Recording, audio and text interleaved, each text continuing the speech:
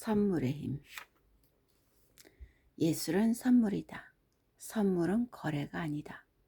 되돌려받고자 하는 마음을 품지 않고 행하는 상호작용이다. 선물을 주고받는 문화는 지구상에서 오랜 역사를 가지고 이어져 내려왔다. 선물이 사람들을 어떻게 하나로 묶어주는지 이해하는 것은 린치핀이 되기 위한 중요한 첫걸음이다. 당신에게 선물은 어떤 의미인가? 스탠버드 경영대학에 다니던 나는 그날 결석을 해야만 했다. 그들은 보답을 기대하지 않는 선물의 힘을 상호 지지와 관대함이라는 정서를 토대로 구축된 종족 경제의 오랜 전통을 가르치는데 거의 관심을 두지 않는다. 실제로 수업 시간에서 이 개념을 언급한 적은 한 번도 없었을지도 모른다. 여기에 가격을 얼마나 붙여야 할까? 나는 돈을 얼마나 벌 수 있을까? 우리 머릿속에는 온통 이런 생각뿐이다. 우리는 그렇게 자본주의에 세뇌당했으며 다른 사고방식이 존재할 수 있다는 가능성조차 떠올릴 수 없는 처지가 되었다. 이제 선물을 주고받는 문화에 대해서 알아야 한다. 여기에는 세 가지 이유가 있다. 첫 번째, 인터넷은 관대함의 한계 비용을 낮췄다. 두 번째, 선물을 주는 행위가 만들어내는 힘을 이해하지 못하고는 예술가가 될 수 없다. 세 번째, 선물을 주고받는 역학은 저항의 비명을 완화하고 최고의 작품을 만들 수 있는 길을 열어준다. 보상을 바라지 않고 선물을 준다는 것이 불편하게 느껴질지도 모른다. 물론 우리가 그렇게 느끼는 데에는 이유가 있다. 주기, 받기, 주기의 역학. 태초에 선물과 잔치를 베푸는 문화가 있었다. 인간에게는 동굴 생활을 할 때에도 선물을 교환하는 오랜 전통이 있었다. 프랑스의 사회학자 마르셀 모스는 이러한 선물이 관계를 형성하고 권력을 쌓는데 중요한 역할을 했다고 말한다. 북아메리카 원주민들의 추장들은 자신이 가진 것을 모두 줌으로써 권력을 쌓았다. 이들이 모든 사람에게 선물을 줄 수 있다는 것은 그만큼 권력이 막강하다는 뜻이다. 선물은 그러한 권력을 상징한다. 돈을 쌓아두는 족장들은 순식간에 권력을 잃고 만다. 대가 없는 선물은 없다고 모스는 주장한다. 누구든 선물을 준다는 것은 그에 상응하는 대가를 바란다는 뜻이다. 하지만 이러한 고대의 전통은 순식간에 바뀌었다. 돈과 구조화된 사회체제는 이러한 전통을 뒤집어 버렸다. 이제는 뭔가를 받아도 줄 필요가 없다. 지난 수세기 동안 우리 사회에서는 가장 많이 받은 사람이 승리자였다. 선물을 받음으로써 우리는 왕이 되고 부자가 되고 대접받을 수 있는 사람이 된다. 권좌에 있는 사람들에게 뇌물을 주는 것도 당연하다고 느낀다. 하지만 이러한 문화는 지극히 최근에 나타난 행동들의 결과다. 권력은 주는 것이지 받는 것이 아니었다.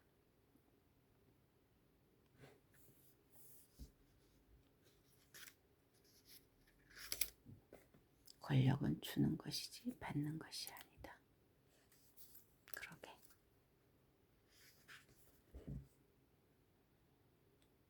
린치핀 경제에서는 상황이 바뀐다. 다시 선물을 주는 예술가가 승리한다. 선물을 주는 행위는 그 사람의 존재를 꼭 필요하게 만들어준다.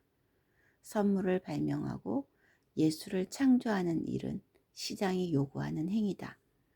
또한 선물을 주는 사람은 존경받고 인기를 누린다. 세퍼드 페어리는 돈을 벌기 위해 오바마 대통령의 선거 포스터를 그린 것이 아니다. 그는 단 하나의 일념으로 그림을 그려 뿌렸을 뿐이다. 더 많이 만들어 뿌릴수록 자신의 정치적, 개인적, 직업적 목표에 더 다가갈 수 있었다. 이러한 반전이 일어날 수 있었던 데에는 새로운 선물 시스템의 디지털적 특성이 한몫했다. 아이디어를 떠올렸다면 인터넷은 그것을 온 세상에 순식간에 아무 비용도 들이지 않고 뿌려준다. 디지털화된 선물과 아이디어는 예술가가 과거 어떤 시대보다 훨씬 관대한 사람이 될 수 있도록 도와준다. 토머스 호크는 세상에서 가장 성공한 디지털 사진 작가다. 평생 100만 장의 사진을 찍겠다는 목표를 세우고 지금까지 엄청난 사진을 찍어왔다. 호크는 자신의 사진을 누구나 별도의 요청이나 허가 없이 개인적으로 사용할 수 있도록 해주는 크리에이티브 커먼스 라이선스를 통해서 유명해졌다. 토머스는 예술가이며 선물을 주는 사람이다. 그를 따르는 엄청난 종족이 생겼으며 수많은 작업 의뢰를 받았다. 물론 자신의 재능을 널리 알릴 수 있었다. 간단히 말해서 그는 꼭 필요한 사람이 된 것이다. 지역 정보 사이트에 등록된 자신의 피자 가게 페이지에 사용자들이 우르르 몰려들어 악평을 쏟아낸다면 어떻게 하겠는가? 그들을 모조리 고소할 것인가? 더 창조적이고 너그럽게 문제를 해결할 방법은 없는가? 실제로 샌프란시스코에 있는 피자리아 델피아는 지역 정보 사이트 옐프에 고객들이 올린 가장 어이없는 악평을 그대로 티셔츠에 새겨 배달원들에게 입혔다.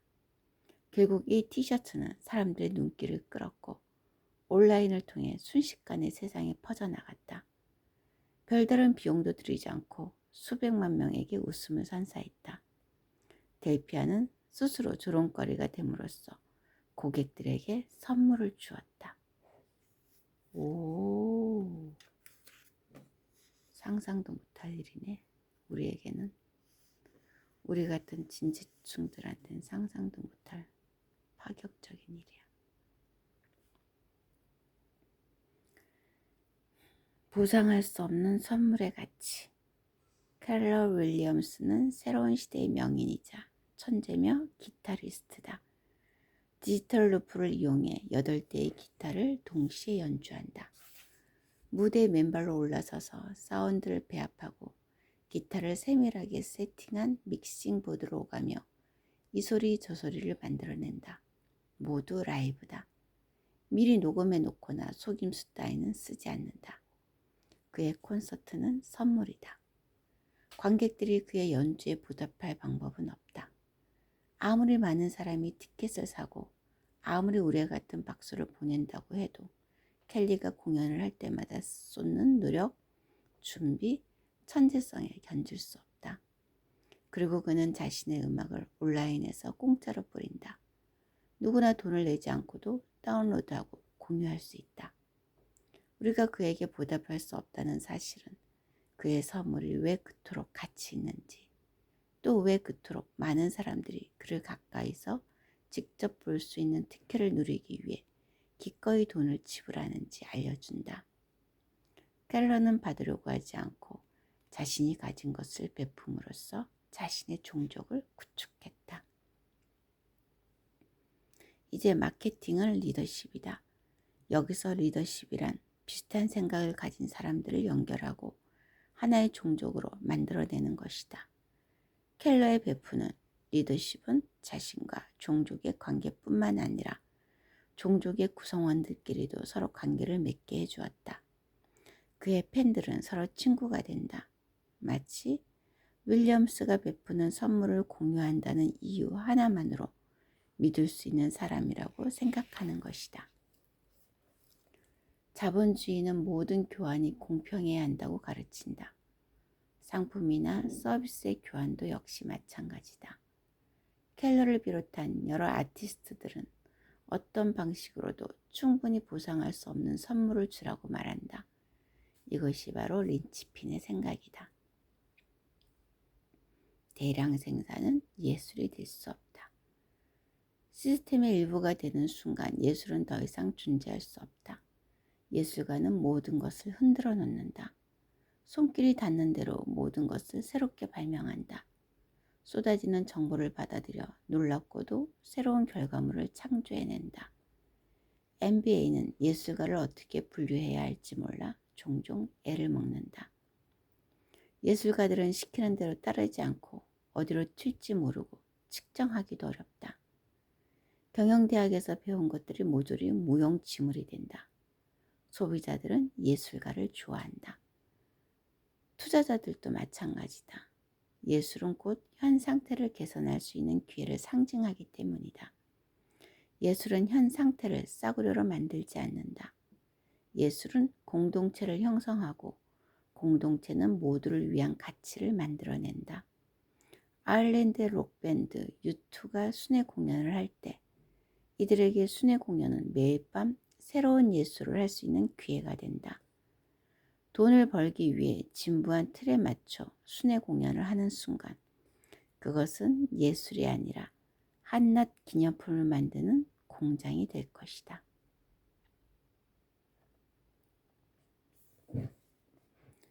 자신의 사진을 웹사이트에 올리면 즉석에서 앤디 워홀 스타일의 실크 스크린 그림처럼 바꿔주는 서비스도 있다.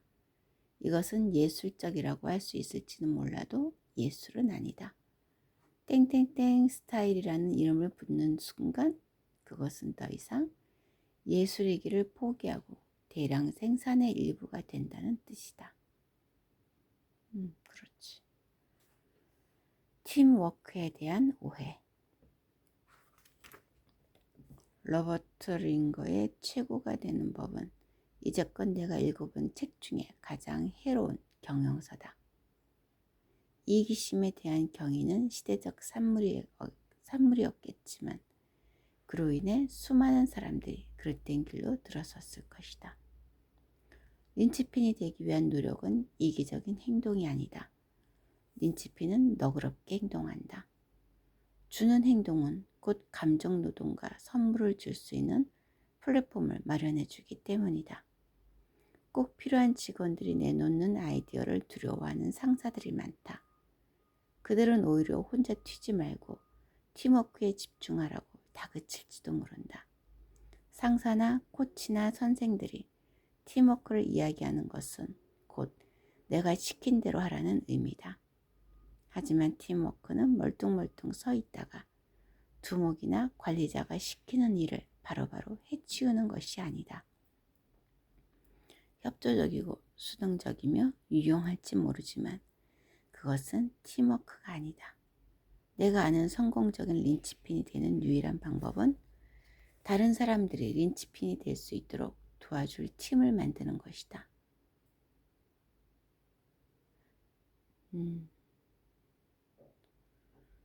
최종 목표는 영향력을 갖는 것이다. 사람들과 함께 시작하지만 이러한 노력을 팀의 구성원들과 고객들이 고맙게 받아들일 때 린치핀을 향한 여정은 본격적으로 시작된다.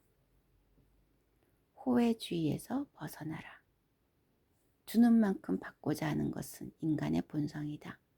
누군가 선물을 준다면 그만한 보답을 해야 한다. 집들이에 초대를 받으면 선물을 사가지고 간다. 명절 선물을 받으면 그에 맞는 선물을 주기 전까지는 마음이 편치 않다. 후회주의는 선물 시스템을 선물 경제로 바꾸었다.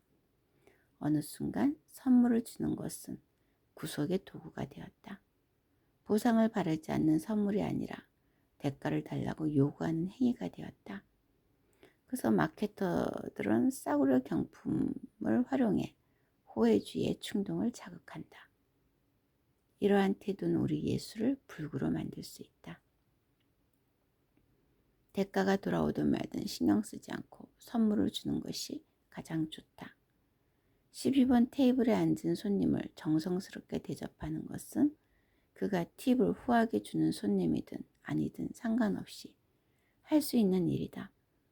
어떤 사람이 살지 안 살지 모르지만 예술가는 혼신의 힘을 다해 그림을 그린다. 선물 시스템이 마술인 이유는 선물은 마음에서 우러나와 주는 것일 뿐 계약의 일부가 아니기 때문이다. 선물을 주는 사람과 받는 사람을 하나로 묶어주며 이들을 하나의 공동체로 엮어준다. 계약은 개개인을 고립시킨다. 돈이라는 매개로 잠시 연결시켜줄 뿐이다. 하지만 선물은 사람을 하나로 묶어준다.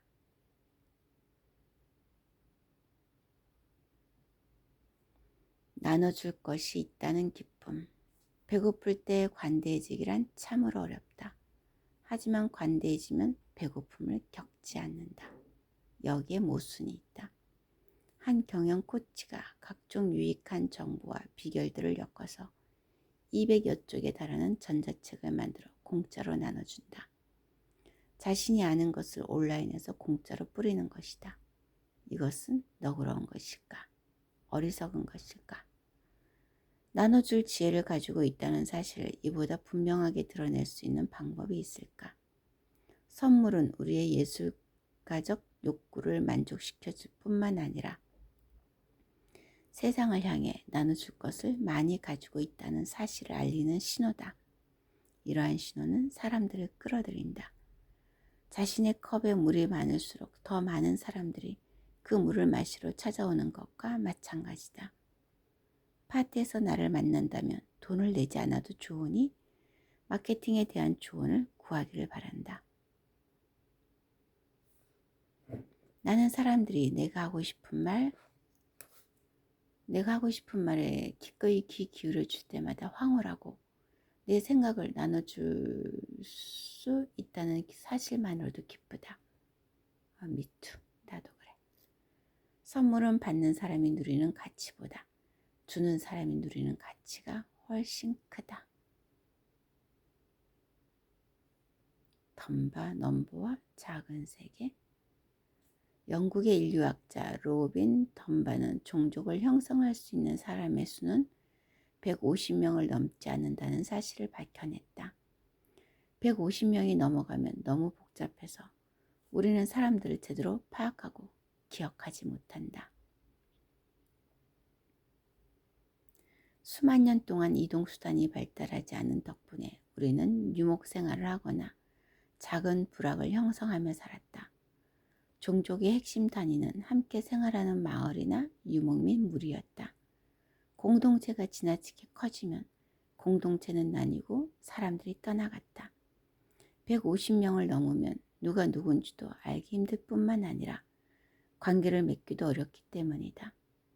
우리에게 부족은 형제로 똘똘 뭉친 집단, 확장된 가족과도 같은 조직이었다.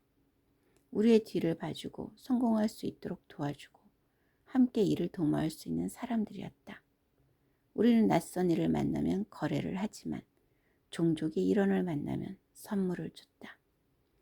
여행이나 커뮤니케이션 수단, 수공업, 제품 생산과 같은 기술의 발달은 이미 오래전부터 생산성의 거대한 도약을 의미했다.